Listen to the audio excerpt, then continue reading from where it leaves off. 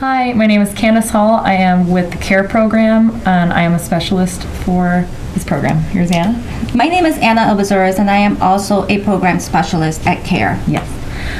Today we are going to talk about gross motor skills, what they are, how they're used, and some activities that you can do in assisting some of your children developing those skills. Yeah? During our previous programming, we talked about the 7 functional groups of skill building and that we offered at C.A.R.E. In our last program, we talked about fine motor skills and how they involve the coordination of small muscles in movements usually involving the hands and fingers with the eyes. During this program, we are going to discuss gross motor skills at C.A.R.E. On the 7 functional groups we work with, that one of them is gross motor skills. Okay, so what exactly are gross motor skills? Gross motor skills are involved in movement and coordination of the arms, legs, and all large body parts. And they participate in actions such as running, crawling, walking, etc. And are usually acquired during the early childhood and infancy. By the time they reach the age of 2, almost all children are able to stand up, run, walk, and go up the stairs. These skills are built upon, improved, and better controlled throughout their early childhood. And they also continue to develop throughout most of the individuals' years and into adulthood. These gross movements come from large muscle groups and the whole body. These skills develop in the head to toe order. The children will typically learn head control, trunk stability, and then standing up and walking. Okay, so how do gross motor skills develop in infants? Well, gross motor skills, as well as many other activities, require postural control. Infants need to control their heads to stabilize their gaze and to track moving objects. They also must have strength and balance in their legs in order to walk. Newborn infants cannot voluntarily sit up on their own because obviously they cannot control that. But within a few weeks, they can hold up their heads. By 2 months of age, babies can sit while supported or in a car seat. But sitting independently is still not accomplished until 6 or 7 months of age. Standing also develops gradually across the first year of life. By about 8 months of age, infants usually learn to pull themselves up and hold on to a chair, and they often can stand alone by about 10 to 12 months of age. Okay, so that's the first year of a child's life. What about toddlers, so 12 to 24 months? Toddlers are typically more mobile and want to move around instead of staying in their playpen like infants. Toddlers are able to move up and down steps and carry their toys. They also begin to move from one position to another smoothly. By 18 to 24 months of age, they move quicker or run for a short distance. They also walk backwards, and they also start going in circles and begin to run. They can also not only walk up the stairs with their hands, but they also are able to hold on to a handrail while they go up the stairs. Near the end of their second year, complex motor skills begin to develop, including throwing and kicking. Their skills become more natural. By this time, they have learned to pedal a tricycle, or they've also learned to jump in place. It is normal for them to get themselves into small situations that could be dangerous to them, like crossing the street, because their brain does not send that information quick enough to their feet. Right, making sure it's safe. Right. Okay, so now that we've discussed both infancy and toddler progression for gross motor, what about the next stage before adolescence, so age 2 to 7? What's that look like? Well, at age 3, children enjoy simple movements such as hopping, jumping, running back and forth. At age 4, children continue to do the same action as they did at age 3, but they'll move further than they did before. They are beginning to be able to go down the stairs with one step at a time, foot at a time. At age 5, they become even more adventurous. During middle and late childhood, children's motor development becomes much smoother and more coordinated than it was in the early childhood. As they age, children become able to have control over their bodies and have an increased attention span. Having a child in sports can also help with their coordination and also some social aspects. All important. So now, the adolescent stage, can you tell us a bit about the gross motor skills, maybe why sports are important, things like that? Of course. Between the ages of 7 and 12, there is an increase in running speed and children are able to skip. Jumping is also acquired and there is an increase in throwing and kicking, and that's where sports comes in. When they're throwing a baseball or kicking a soccer ball, they're also learning to bat. So of course they're batting a softball or a baseball and they're dribbling a basketball. So this age is very important if you want to sign them up for any sports. Right. It will definitely help with their gross motor ability. Okay. Although motor skills will continue to develop throughout their late adolescence, at this stage children obtain full control of their body and movements. Okay. And since we work specifically with children with special needs, they often do have, delays in some of their gross motor skills. So can you explain how do children with disabilities develop their motor skills? Well, obviously, not all children with disabilities have problems with their gross motor skills. However, there are some that do. And for those individuals, they may have difficulty walking, they may have difficulty standing, jumping, kicking, throwing something, etc. Some children may oftentimes lose their balance and fall. This is typically a problem with coordination and trunk control. So your trunk is the center of your torso and the center of your body as well. And issues with gross motor skill can sometimes be fixed through therapy and activities that specifically address those gross motor skills. Okay. Cool. Getting them to protect that trunk is important. Right. Yeah. Okay. So at C.A.R.E, so we do designate daily activities for gross motor development every day. Can you explain some of the activities that you and I would do on a daily basis with these kids? Of course. Well, we have, of course, you mentioned we do have many activities for the kids at C.A.R.E. However, we will all just go through some of the activities that we do. One activity that we do is the beanbag toss. It's like the Bozo the Clown bucket toss, Right. so to speak. So you could do this. Definitely, it's better when you do it on the floor. You have big buckets. You can also do it while you're sitting down and you want to kill some time waiting for someone at a restaurant. Okay. I was going to say we did bring examples for little ones. Let's see if I can show you these guys. Okay. So we did bring little pretend buckets. This would be a good activity maybe for a larger family table at a restaurant where you don't want, kids making a big mess. Maybe roll up some little pieces of Play-Doh if you've got little pom-pom balls. You might want to separate them a little just to make sure make that it more difficult for the kid. Yeah. But you can even try little pom-poms if you want, no weight at all, just good practice. I'm having a hard time with it already, so it'd be a good skill for them to practice for a while. And we do this throughout the summer during our program. And I'd like to see the progress the student has made from the beginning of the summer to the end of the summer or Right. the time that we've had them.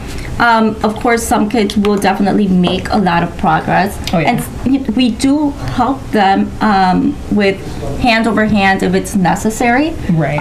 Some prompting, some kids just go at it and keep trying without failing or And even if stopping, they don't get it and they just care. want to try, go for it. Right. Okay. So that's a good game. One of my favorites. What's some other stuff that we'll do? Another activity is the bullies toss. Okay. We did this- bring that. This activity You can use it at a table as well. Everything is manageable. You could use it at the table. You can go ahead and go outside and use chalk and Right. draw it on the sidewalk or the park if you like. Right. And there's a bunch of different ways to do this. You can either practice numbers if that's something you guys are working on at home. Maybe write some numbers around the bullseyes. They can be big, they can be little, whatever you want to work on. Maybe you want to do letters, so have an alphabet target. Maybe, C, B, the letters they're not so familiar with, Q, so that can be an extra congratulatory thing if they can get towards those. Maybe even some shapes. So if you do have some chalk, you can utilize big outdoor space. Why not do some squares? Why not do some triangles? Maybe some circles? Whatever you and your kid are working on right now. But boop, just see where you can land, see what happens, what you get closest to, and then have them repeat what they're learning, so that way Right. they can kind of develop a little bit more memory with that. Would you tell them to then toss it to the square, or Maybe. would they toss it and then name the letter or shape? I'd say what I find most successful is if I can pick what they go for, especially since most kids recognize their ABCs in 1, 2, 3s in order. Right. Being able to go completely out of order and have them recognize it visually is a little bit more productive. It really throws them off, doesn't it? Yeah, a little I can it throws them imagine. off, but they do learn a lot faster. A lot faster. Another activity we do is hopscotch. Oh, yeah. Again, this can be done outdoors with chalk, indoors with some tape. They also sell some rugs that have the hopscotch on there already. You can also incorporate the beanbag toss by having the children throw the beanbag onto a specific number. If you're doing numbers, you can do shapes, you could do colors. The fun thing about hopscotch is that you can have children jump to each number with both feet, jump with one foot, frog hop to each number, Right. hop backwards, turn around. So many things that they could definitely do with the hopscotch game. Super versatile. I've even had kids take frisbees, have hopscotch boards down in the grass. They can throw a frisbee, see Okay. who can race, do hopscotch quick, Oh. come back, start over, and be able to, counting out loud is important too, and especially if they can go maybe backwards. Maybe some Okay. kids are comfortable jumping backwards. Those are going to be a little bit more farther developed kids, but I Yeah. feel that's always it's a challenge, and they have a lot This of fun. activity also helps with balance and stability. That yeah. torso we were talking about definitely helps with that. Right. And being able to focus to actually jump on, a specific number. A lot of kids just want to jump and not, follow a lot of direction with it. But Right. if they can actually control their stop movements, it's a lot Right. safer for them in the long I run. don't know about you, but when I was little, we used to throw a rock because we didn't have a beanbag. We threw a rock, picked it up with one foot, didn't step on it, and continued to the last one. Yeah. we do the same thing. One classic another gross motor activity, and it's a classic one, is Simon Says. Oh, yeah. Children love this game. It not only works on gross motor skills, but receptive language skills as well, and memory. You can have children play as Simon, take turns. Not to say like the loser or the winner, No. but I think every kid should definitely have a turn in directing Right. the rest of the group. Like they really enjoy it, and it will keep them engaged and want to play again. It's polite leadership. That way they can have, There you go. they can take the seat for a little bit and say, please jump. And sometimes, maybe we can, if they're getting a little aggressive, throw in some pleases and some thank Right. yous. Yes. Simon's polite, so. Yes, he is. Yeah.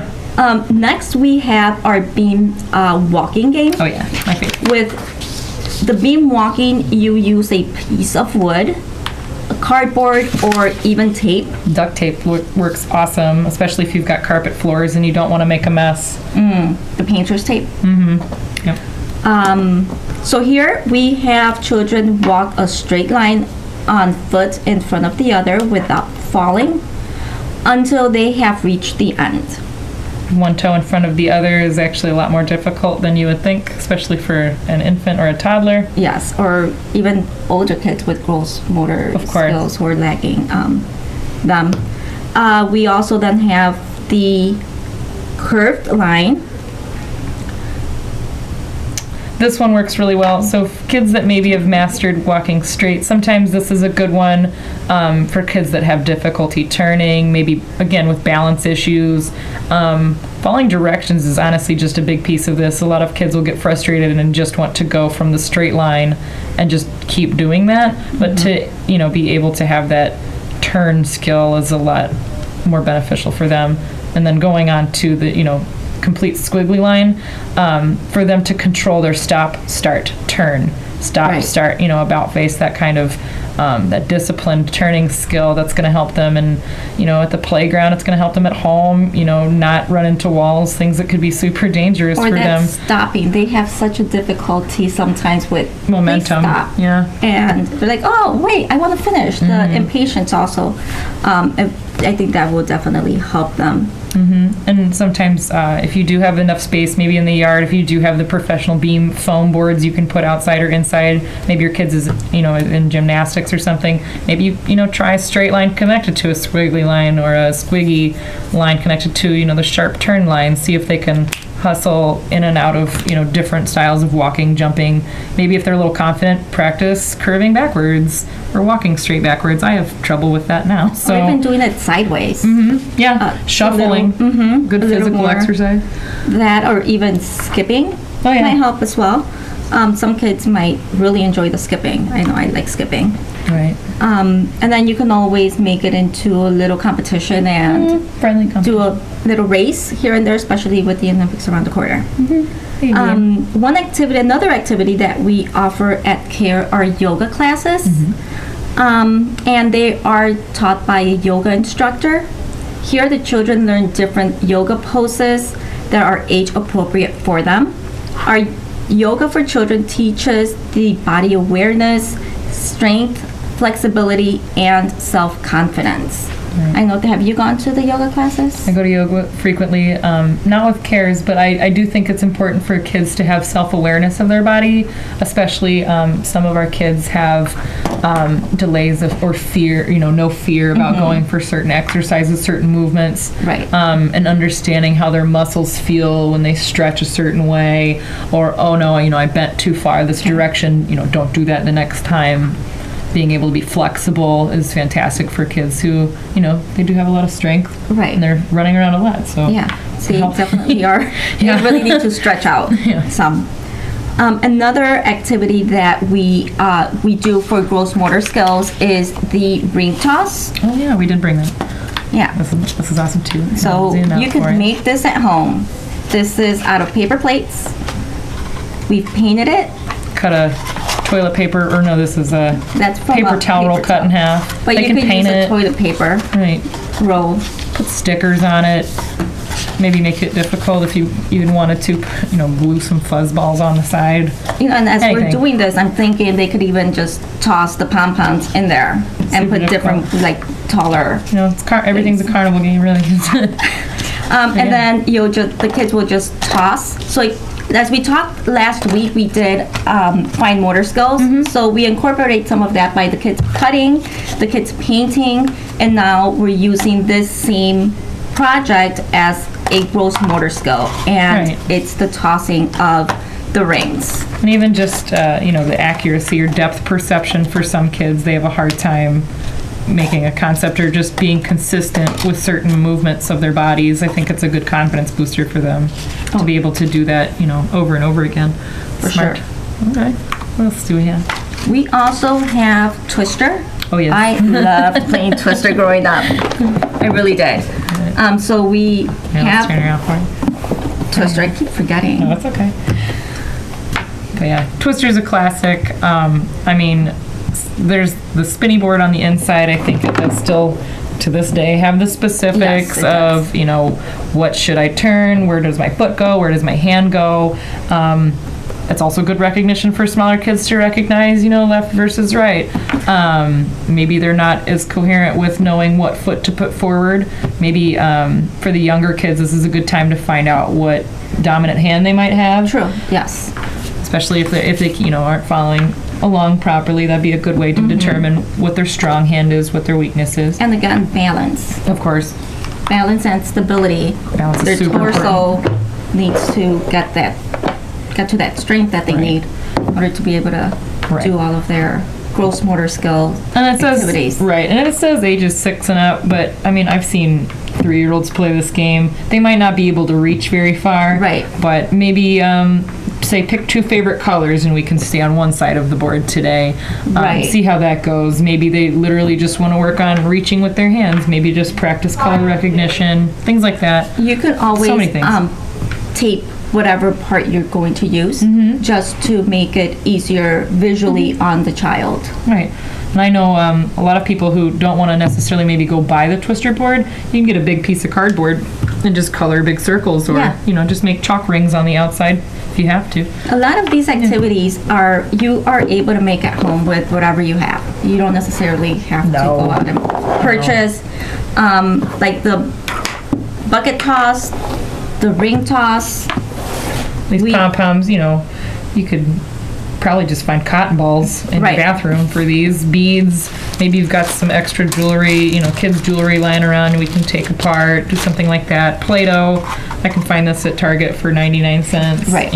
Simple things. You don't have to break the bank to have fun. Another idea that you can always use for gross motor skills is if you, again, toilet paper rolls are good to have, handy. You could paint them and then have the child beat them with rope that you might have at home. Right.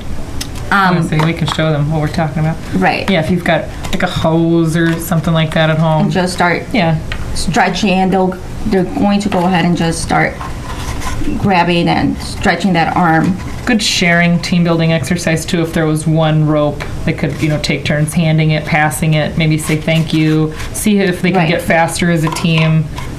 Good team building exercise. Okay, what else did we bring? Let's see. I think that's all that we brought, but we did write some other good examples that we wanted to mention, especially for a lot of people that don't want to go out and buy some activities for their kids. Maybe you can have a lot of fun with things around the house. Baking is a good gross motor skill. I know a lot of people are intimidated to have their kids help in the kitchen, but that stirring of the spoon is actually quite a bit of core movement, a lot of upper arm strength. Right. And then rolling of the dough helps because they're actually pushing. Sometimes it's tough for me to knead and roll when I'm baking. I know one that a lot of the kids struggle with, going back on last week's with the fine motor. Maybe if they do have a ladle, maybe being able to carefully ladle in ingredients to like a muffin tin, something like that, making accurate decisions for that, not making messes, being very careful. A lot of kids have issues holding spoons, forks incorrectly. This is good practice. And you could buy balloons pretty much at any store. It's called a balloon tennis. So you blow up to a balloon and you get a fly swat, especially in the summer, they're everywhere. And you will just toss the balloon and have the child use the fly swat as a tennis racket, and you'll be playing tennis with balloons. They already want to hit them while they're in the air, so maybe give them a little extra reach and have more fun with it and not have their hands in the other kids' faces. And then it's kind of like badminton, but for smaller kids. True. So. There you go. Okay. Well, since we're almost out of time, I do want to remind you guys how to get a hold of us in the future. We are always happy to hear from you guys. Maybe next week we'll get some calls. Any questions, feel free to ask. So we are C.A.R.E, and the way to contact us is through www.spectrumtoystore.com. That's all one word, Spectrum Toy Store. Feel free to email either myself, Anna, or the ABA specialist, Jamila, at info@spectrumtoystore.com. And for those of you that want a phone number, 773-231-8001 is the best way to contact us. For anyone curious, next week we're going to be talking a little bit more about physical development for these kids, some physical activities, some exercise, maybe going back to the yoga, developing those safety skills for them to have good activities outside. But pretty much we're going to have a good week. Yeah. They, especially now in the summertime, they love being outside and being physical. Yep. They do enjoy that, going to the park and playing either soccer. I see a lot of them trying to get a soccer ball and just kicking it. Me too. But yeah, definitely we will be discussing physical activities next week. Right on. All right. Well, next time. Bye.